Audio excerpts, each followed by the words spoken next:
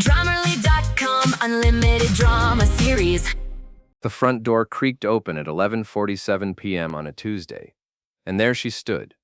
Kathy, my wife of 8 years, looking like she'd just stepped off a magazine cover instead of returning from 5 days of complete radio silence. "Be grateful I even came home," she said, dropping her designer purse on the hardwood floor of our Victorian house. Her blonde hair was perfectly styled, her makeup flawless, not exactly the look of someone who'd been visiting her sick mother, as her last text had claimed. I sat in my leather recliner, a yellow manila envelope resting on my lap. 5 days of detective work had filled that envelope with enough evidence to make a prosecutor weep with joy. Photos, receipts, phone records, hotel registrations. Every lie, every secret rendezvous, every dollar spent on her little adventures. Grateful? I stood up slowly, my carpenter's hands steady despite the rage burning in my chest. "That's an interesting choice of words, Kathy." She kicked off her heels and walked toward the kitchen, her confidence radiating like heat from a furnace. "Don't start with me, Ben. I'm exhausted." "I bet you are." I followed her, the envelope in my hand. 5 days is a long time to maintain that level of energy. She spun around, her green eyes flashing. "What's that supposed to mean?" Instead of answering, I handed her the envelope. "Consider this your welcome home gift." Her manicured fingers trembled slightly as she opened it. I watched her face transform from annoyance to confusion to pure terror as she flipped through the contents. Photo after photo of her entering the downtown Marriott with Greg Morrison, the real estate developer she'd been collaborating with for months. Credit card receipts from restaurants I'd never been to. Screenshots of text messages that would make a sailor blush. "Where did you get these?" Her voice cracked like thin ice. "Amazing what you can accomplish when you're not busy playing house with someone else's husband." I leaned against the doorframe, savoring the moment. "Greg's wife might be interested in seeing those, don't you think?" The envelope slipped from her hands, photographs scattering across our kitchen floor like fallen leaves. For the first time in years, Kathy looked genuinely afraid. "Ben, you don't understand. It's not what it looks like." "Really?" "Because it looks like my wife has been running around town like she's auditioning for a soap opera." I picked up one of the photos, her and Greg sharing what looked like an intimate dinner at Romano's, the expensive Italian place she always claimed was too pricey when I suggested it. "This one's my favorite. You're wearing the dress I bought you for our anniversary." She opened her mouth to speak, but I held up my hand. "Save it. I'm not interested in your creative writing skills tonight." I gathered the photos and slipped them back into the envelope. "We'll talk tomorrow. Right now, you look tired. All that visiting sick relatives really takes it out of you." I headed toward the stairs, leaving her standing in the kitchen like a statue. Halfway up, I called back. "Oh, and Kathy, you might want to check your car in the morning. These old neighborhood streets can be rough on tires." The next morning brought the sound of Kathy's voice shrieking from the driveway. I sipped my coffee and watched through the kitchen window as she discovered all 4 of her BMW's tires had been slashed during the night. Such a shame. Crime was really getting out of hand in our quiet little town. My phone buzzed with a text from Davy, my old friend who tended bar at the Drunken Lantern downtown. "Heard some interesting gossip last night. Your wife's boyfriend was buying drinks for everyone, bragging about his new project. Thought you should know." I typed back. "Thanks. Things are about to get very interesting." By 9 a.m., I'd already made several anonymous phone calls. Kathy's real estate office would be receiving some fascinating emails throughout the day. Screenshots of her expense reports versus her actual whereabouts, copies of her fake calendar entries, and a detailed timeline of her business meetings with Greg.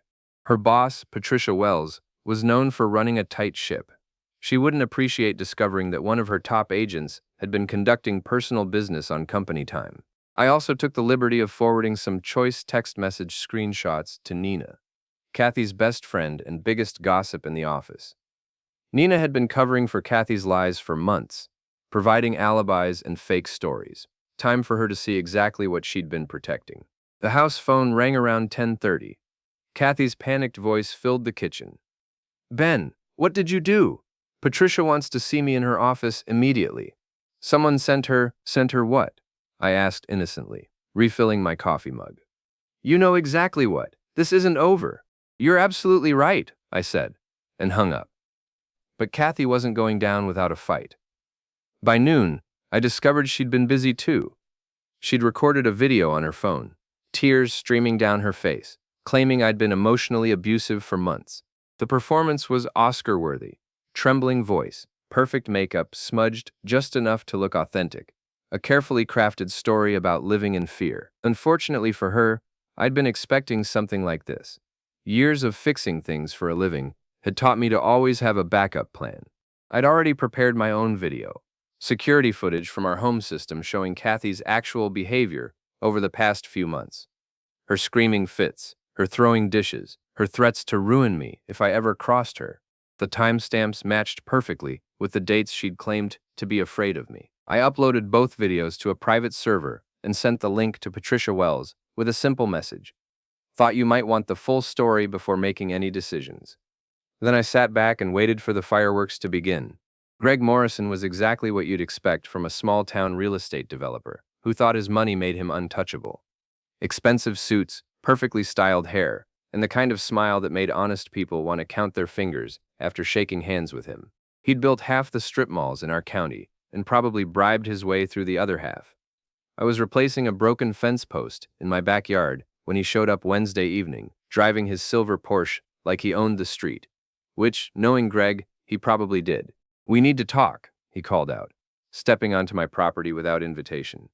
The man had the subtlety of a freight train. "About what?" I continued working, not bothering to look up.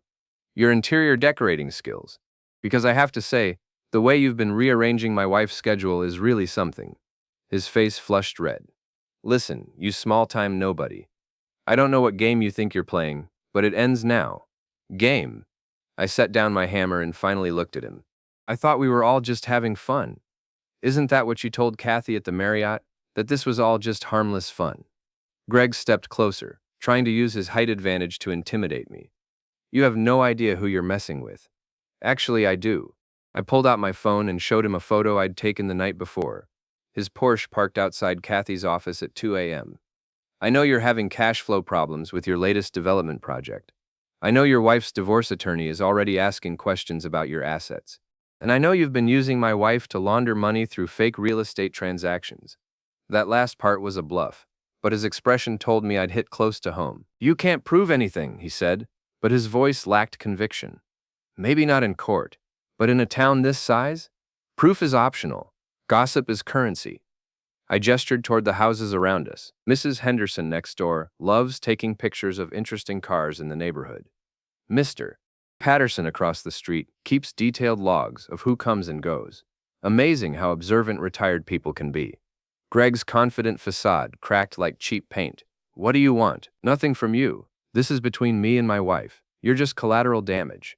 He turned to leave, then spun back around. "This isn't over. You keep saying that, but every time one of you threatens me, things seem to get worse for you. Maybe try a different approach." After he left, I walked around to the front of the house and smiled. Someone had apparently vandalized Greg's precious Porsche while we were talking. All 4 tires were flat, and Homewrecker was written across his windshield in soap. Such a shame. You really couldn't trust anyone these days. Thursday morning brought news that Kathy had been suspended from her job, pending a full investigation into her conduct. Patricia Wells had received an anonymous package containing copies of Kathy's fake expense reports, her personal use of company resources, and detailed evidence of her affair with a client. The real estate industry was built on trust and reputation. Kathy had just lost both. Nina called the house around lunchtime, her voice shrill with panic. "Ben, you have to stop this. Kathy's career is ruined." "Is it? That's terrible news." I was organizing my tool shed, finding the mundane task surprisingly therapeutic.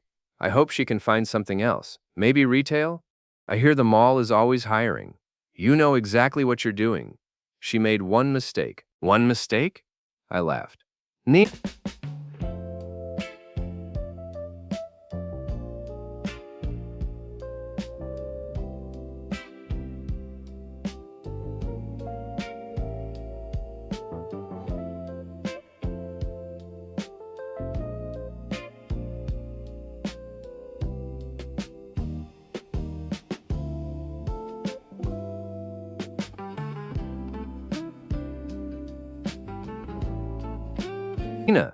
I have 6 months of evidence, 6 months of lies, fake alibis, and you helping her cover it all up. That's not one mistake. That's a lifestyle choice. The line went quiet for a moment. Then, what do you want? I want people to stop lying to me. I want my wife to face consequences for her actions. And I want everyone who helped her to understand that actions have results. You're destroying lives. I'm revealing truths. There's a difference. That evening, Kathy came home looking like she'd aged 5 years in 2 days. Her perfect hair was disheveled, her makeup smeared from crying. She found me in my study, reading a book about home renovation projects. Are you happy now? She asked, slumping into the chair across from my desk. Getting there. I didn't look up from my book. How was your day? You know how my day was. Patricia fired me. Greg won't return my calls. Nina blames me for dragging her into this mess. Interesting how quickly people abandon ship when the water gets rough. She leaned forward, trying to recapture some of her old manipulative charm. Ben, we can fix this. We can go to counseling, work things out. I made mistakes, but we can. No. I closed the book and finally looked at her. We can't fix this because you don't want to fix this. You want to manage this, control the damage, find a way to spin this so you come out looking like the victim. That's not true. Then explain the video you made yesterday, the one where you claim I've been abusing you for months. Her face went pale. How did you? The same way I found out about everything else. I pay attention. I opened my laptop and turned the screen toward her. Want to see the security footage from our house? The real footage that shows what actually happens here? She stared at the screen, watching herself throw a plate at my head from last month's argument about money. Watching herself scream threats and insults. Watching herself storm out of the house to meet Greg while claiming she was going to her mother's. You've been recording me? I've been protecting myself. Turns out that was a smart move. Kathy stood up abruptly, knocking over her chair. You think you're so clever, don't you? You think you've won? I think I've learned who you really are, and I think other people are learning too. She stormed toward the door, then turned back one last time. This isn't over, Ben. Keep saying that. It's worked out so well for you so far. After she left, I opened my email and found a message from Davy. Greg was at the bar tonight, 3 sheets to the wind, talking about teaching you a lesson. Thought you should know. Also, that video of him getting soaked by your sprinklers is making the rounds. Half the town has seen it by now. I typed back. Thanks for the heads up. Things are about to get more interesting. I wasn't wrong. Friday morning started with a bang, literally. Someone had apparently thrown a brick through Greg's office window during the night, with a note attached. Stop messing with other people's wives. The handwriting looked suspiciously like Nina's, but I couldn't be sure. Amazing how quickly these situations spiraled out of control once people started taking sides. I was having breakfast at Murphy's Diner when Sharon, the office manager from Kathy's real estate firm, slid into the booth across from me. Sharon was in her 50s, had worked in real estate for 30 years, and possessed the kind of institutional memory that made her either your best friend or your worst nightmare. Heard you've been stirring up trouble, she said, ordering coffee from the waitress. Just trying to keep my facts straight. Amazing how many different versions of the truth are floating around these days. Sharon smiled, not a pleasant expression. Patricia asked me to do some digging into Kathy's client files. Found some interesting discrepancies, such as properties that were supposedly shown to clients but never actually visited, expense reports for business dinners that happened to coincide with her personal appointments, commission splits that don't match the actual work performed. Sharon stirred sugar into her coffee. Your wife was creative, I'll give her that. Was? Patricia's building a case for termination with cause. No severance, no references, and possible legal action to recover misappropriated funds. Sharon leaned back in her seat. Thought you might want to know before it becomes public record. I appreciate the information. Don't appreciate it too much. I'm not doing this for you. Her expression hardened. I'm doing this because she made the rest of us look bad. We work hard to maintain professional standards, and she treated the whole business like her personal playground. After Sharon left, I drove to the Drunken Lantern to find Davy setting up for the lunch crowd. The bar was empty, except for one regular, who'd apparently started drinking before most people had breakfast. You look like a man with news, Davy said, polishing glasses behind the bar. Greg's been busy. Someone vandalized his office last night. Terrible thing. Vandalism. No respect for property these days. Davy's expression was perfectly innocent. Course, some folks might say he had it coming. Some folks might. Any idea who those folks might be? Could be anyone. Greg's made a lot of enemies over the years. Bad business practices, shady deals, sleeping with other men's wives. Man like that accumulates ill will like lint. I ordered a sandwich and settled in to watch the lunch crowd filter in. Small towns were like living organisms. Information flowed through them like circulation, carrying news, gossip, and judgment to every corner. By now, everyone knew about Kathy's affair, her job troubles, and Greg's various humiliations. The story was growing with each telling, picking up embellishments and details that may or may not have been true. My phone buzzed with a text from an unknown number. Meet me at Riverside Park, 2 p.m. We need to talk. Miff, Kathy, wanted a meeting. This should be interesting. Riverside Park was mostly empty on a Friday afternoon, just a few joggers and dog walkers enjoying the mild weather. I found Kathy sitting on a bench near the pond, wearing sunglasses and a baseball cap like she was trying to go incognito. The disguise might have worked if she hadn't been wearing a designer outfit that probably cost more than most people's monthly rent. Thank you for coming. You wrote him love poems. In 10 years, you never wrote me a word. It was emotional. How is he telling in another? Watch more on Grammarly.com. She said as I approached. Curiosity got the better of me. What's so important it couldn't wait? She removed her sunglasses, revealing red-rimmed eyes and the kind of exhaustion that comes from 3 nights of poor sleep. I want to make a deal. What kind of deal? I'll give you an uncontested divorce. You can have the house, the cars, whatever you want. I just want this to stop. I sat down on the opposite end of the bench, maintaining distance. What exactly do you want to stop? The harassment, the sabotage, the constant humiliation. Her voice cracked slightly. I get it, okay? You're angry. You have every right to be angry. But this has gone far enough. Has it? Because from where I sit, this is just getting started. What's that supposed to mean? I pulled out my phone and showed her a series of screenshots. These are from Greg's business partner, Marcus. Seems Greg's been having some serious financial problems. Bad investments, overextended credit, the usual story. Marcus is concerned about their joint projects. Kathy's face went white. You contacted Marcus? I didn't have to. He contacted me.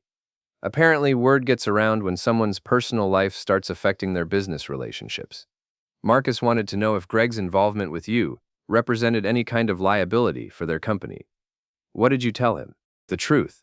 That Greg had been conducting personal business during work hours, using company resources for private matters, and generally behaving in a way that reflected poorly on their professional reputation. I put the phone away. Marcus was very grateful for the information. Kathy stood up abruptly, pacing in front of the bench. You're trying to ruin us both. I'm not trying to do anything. I'm just sharing information with interested parties.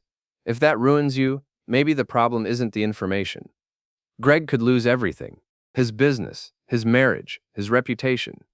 And that concerns me. How exactly? I stood up to face her. Did you think about my marriage when you were sneaking around with him? Did you worry about my reputation when you were lying to everyone we know? That was different. How? She opened her mouth to answer, then closed it again. We both knew there was no good answer to that question. Look, she said finally, I know I messed up. I know I hurt you, but destroying Greg won't fix our marriage. Our marriage is already destroyed. You took care of that months ago. This isn't about fixing anything. This is about consequences. So what happens now? I started walking back toward the parking lot. Now you get to find out what it feels like when your choices catch up with you. Ben, wait! She hurried to catch up with me. What if I told you there were things about Greg you don't know? Things that might interest you. I stopped walking. Such as, he's been skimming money from his development projects, falsifying invoices, inflating costs, pocketing the difference. I have proof. Why would you tell me that?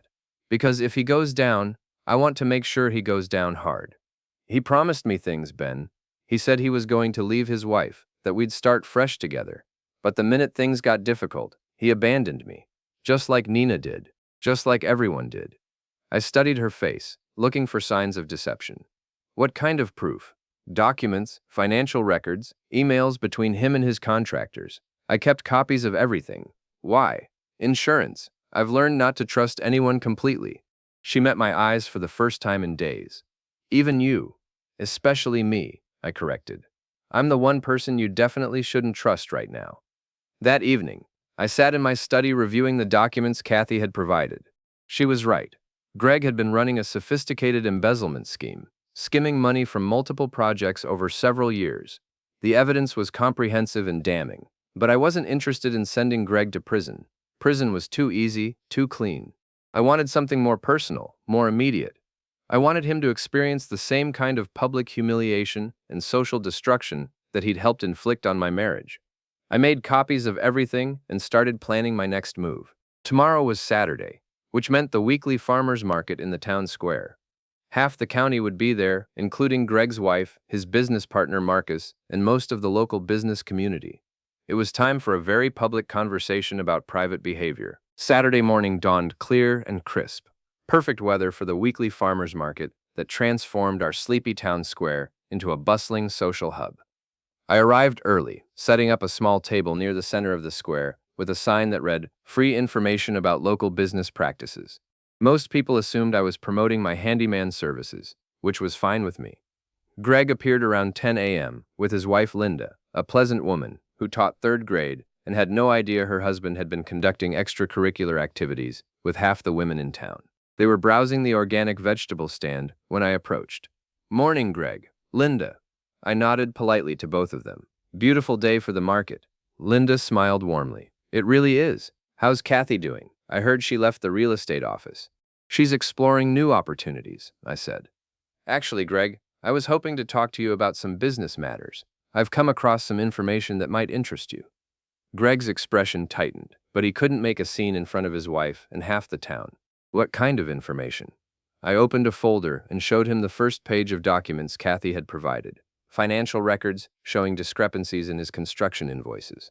The kind that explains why your development costs are consistently 20% higher than your competitors. His face went pale. "I don't know what you're talking about." "Really?" Because Marcus seemed very interested when I showed him these yesterday. I turned to Linda, who was looking confused by the sudden tension. "Linda, did you know that Greg's been having regular business meetings at the downtown Marriott? Very expensive meetings, apparently." "Business meetings?" Linda looked at her husband. "You never mentioned staying at hotels for meetings." "It's complicated," Greg stammered. "Sometimes we need private spaces to discuss sensitive projects." Sensitive is one way to put it. I pulled out a photograph of Greg and Kathy entering the hotel together. Though I'm not sure what kind of project requires this level of collaboration. Linda stared at the photo, her face cycling through confusion, recognition, and finally anger. "Greg? What is this?" "Linda, I can explain. You can explain why you're in a hotel with another woman?" Her voice was getting louder, drawing attention from nearby vendors and shoppers. "You can explain why you've been lying to me." Greg grabbed her arm, trying to pull her away from the growing crowd. "Not here. Let's go home and discuss this privately." "No!" Linda jerked free from his grasp. "I want to discuss it right here, right now. How long has this been going on?" "Linda, please." "How long, Greg?" I decided to help him out. According to the hotel records, about 6 months, though there might have been other locations before that. The crowd was growing larger, drawn by the drama unfolding in the center of the market. I recognized faces from around town, business owners, neighbors, local officials. Everyone loves a good scandal, especially when it involves someone as prominent as Greg Morrison. Marcus appeared at the edge of the crowd, his expression grim. He pushed through the gathering spectators and confronted his business partner. "Greg, we need to talk. Now." "Marcus, this isn't a good time. It's the perfect time." Marcus held up a folder of his own. "I've been reviewing our project finances based on some concerns that were brought to my attention. Want to explain why the Riverside Commons project shows payments to contractors who don't exist?" Greg looked like a trapped animal, surrounded by his wife, his business partner, and a growing crowd of onlookers. "Those are legitimate expenses." "Legitimate?" Marcus opened his folder and pulled out a handful of documents. Johnson Construction received $40,000 for electrical work on a project that hasn't broken ground yet. Miller Plumbing was paid $35,000 for work that was never performed. Should I continue? You're misreading those reports. Am I? Because I called both companies this morning. Neither one has ever heard of Greg Morrison or Morrison Development. The crowd was buzzing now, people whispering and pointing. Someone was recording the confrontation on their phone. By evening, this would be all over social media. Linda was staring at her husband like she'd never seen him before.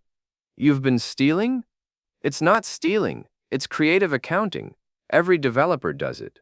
Every developer doesn't sleep with their clients while embezzling from their partners, I added helpfully. That's when Greg snapped. He lunged at me, swinging wildly and shouting obscenities that made several elderly ladies gasp in shock.